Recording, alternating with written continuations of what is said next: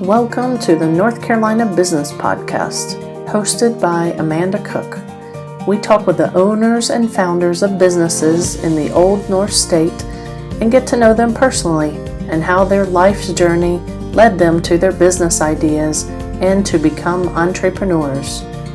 We'll get to know their stories and their businesses.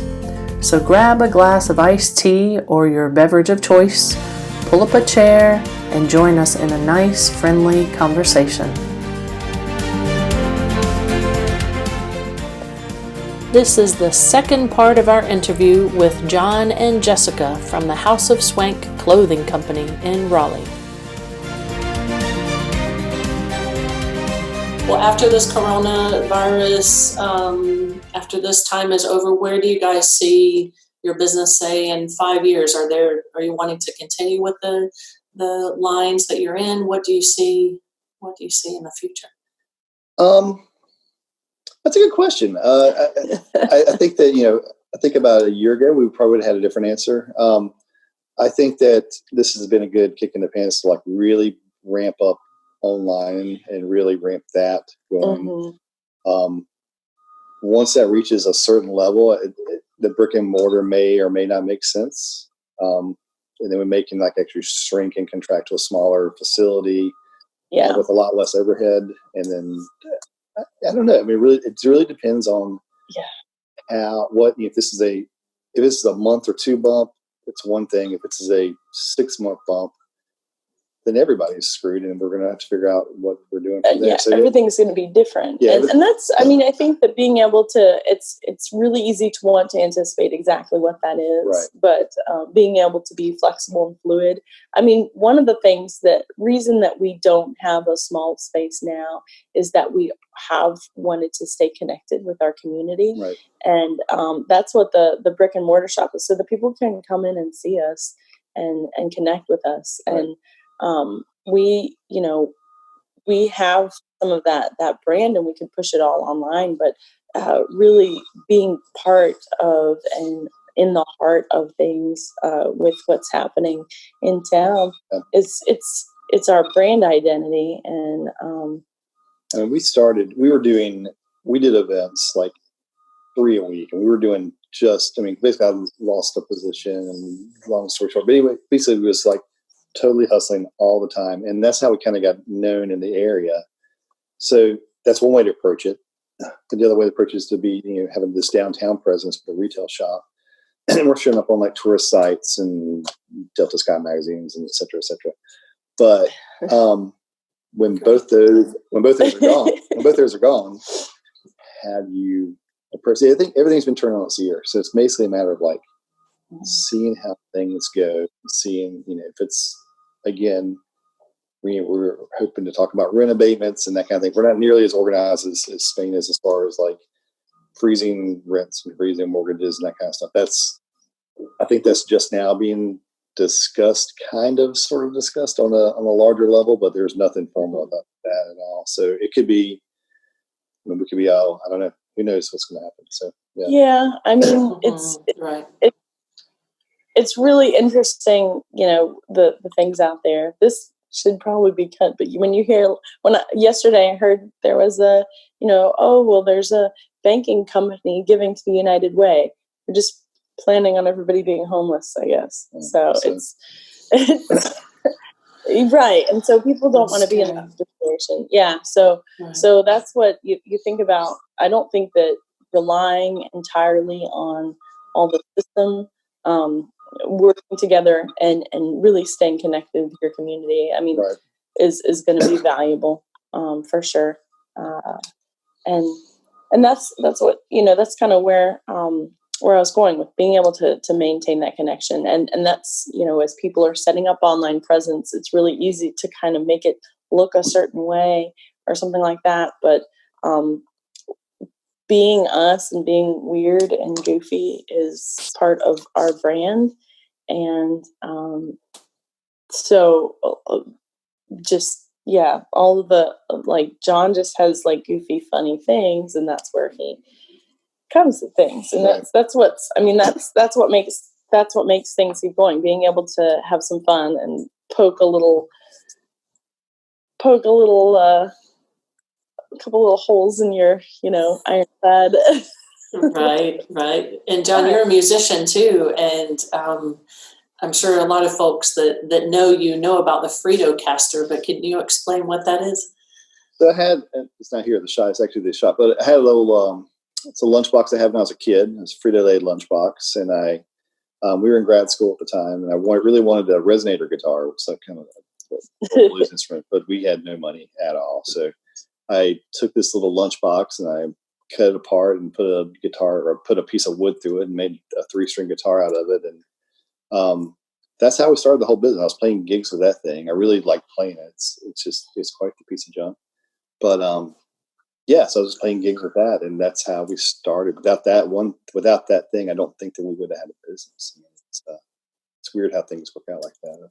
You never know. You never know. Yeah. You never know. Most definitely. I mean, all of us have kind of different, life is kind of like a journey. I don't think it's a destination. I think it's a journey that we just have to enjoy each stage that we're in.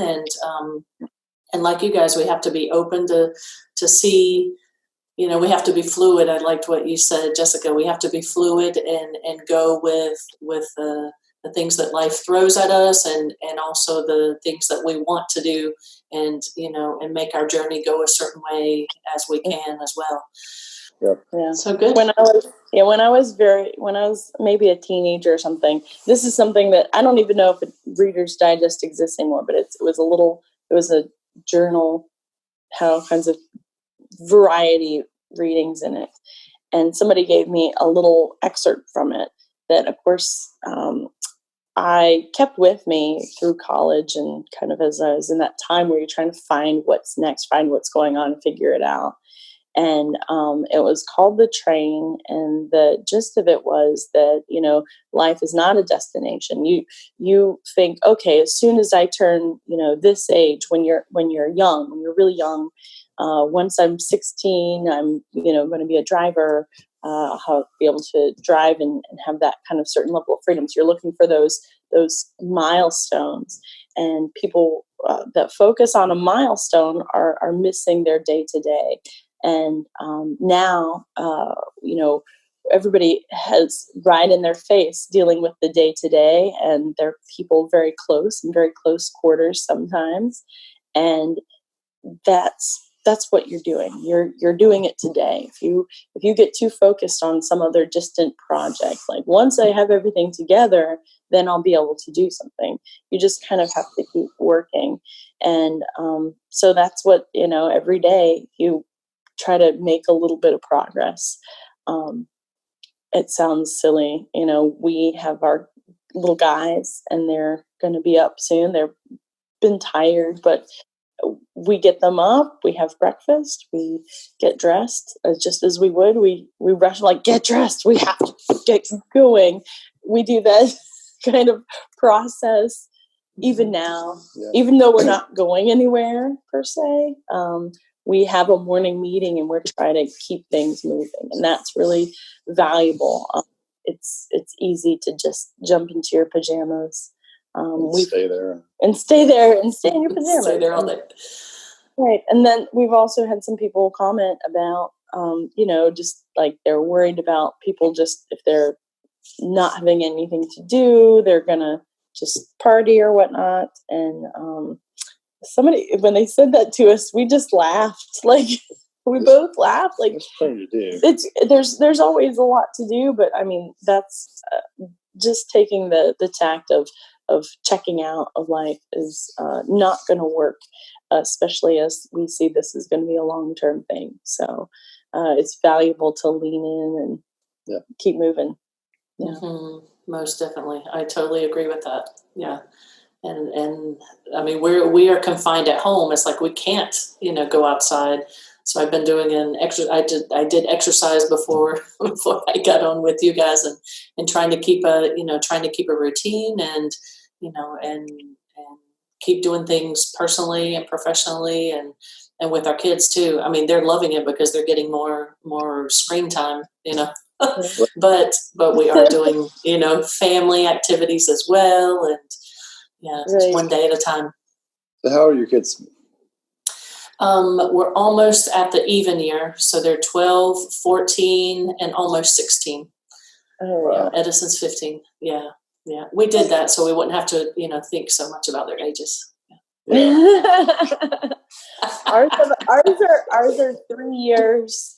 They're 9 days apart, but 3 years apart. So we're going to be on 6 and 3 this spring. So they're so cute. Oh my gosh! Wow, they're adorable. They just grow up so fast. I mean, that I realized that when we had when the kids were younger, is when they're young, it literally makes you have the mentality of day to day. Because when our youngest was born, I had 3 kids, 3 years old and younger, Mm-hmm. So it was like, okay, I'm going to get through this 1 minute. And I mean, I loved them. I love spending time with them. I decided to stay at home with them and loved it. But I remember the mentality shifted from, okay, this is my next goal. I'm working towards that. To be in the day-to-day. And that's kind of what, we're wrapping back around to that, especially with the coronavirus that we're having to deal with now. And I just like to encourage everybody to, to do what you guys are doing is, take it day to day, to keep going, as much as you can, use your imagination, to be fluid. I love that, to be fluid with what's going on and try to help each other out. You guys are working with friends and other businesses to work together. That's what we all have to do. I don't think we have another choice. Nope. Yeah, good. So how do folks get in touch with you, Amanda? Well, right now through email. I don't have a website up just yet for, about the podcast, but my email address, I'll include it in the show notes. And my Facebook page is Amanda Cook. Yeah. Cool. Yes. And you guys, they can now find with us, the website. Yeah, they can find us at houseofswankclothing.com. They can email at info@houseofswankclothing.com. Phone 919-413-7339. We'll put this in the show notes. I don't know.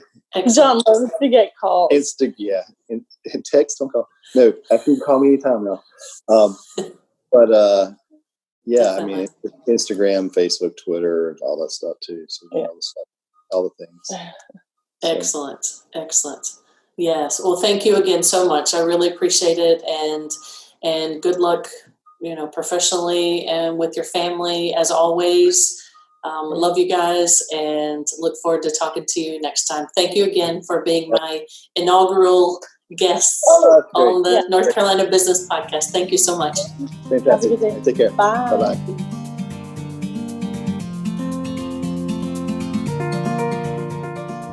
Thank you for listening to this episode. Below in the show notes, you'll see how to contact our guests and find their website and business. If you would be so kind, please subscribe to this North Carolina Business Podcast, share it with your friends, family, and colleagues, and leave a comment. I promise I will read all of the comments. If you are or know of a North Carolina business owner that would like to be on this podcast, please send an email to amanda@bestlifeinspire.com. Thank you again for listening, and we look forward to you joining us on the next episode as we meet and hear the story of another wonderful North Carolina business owner. Take care. Until next time, this is Amanda Cook signing off.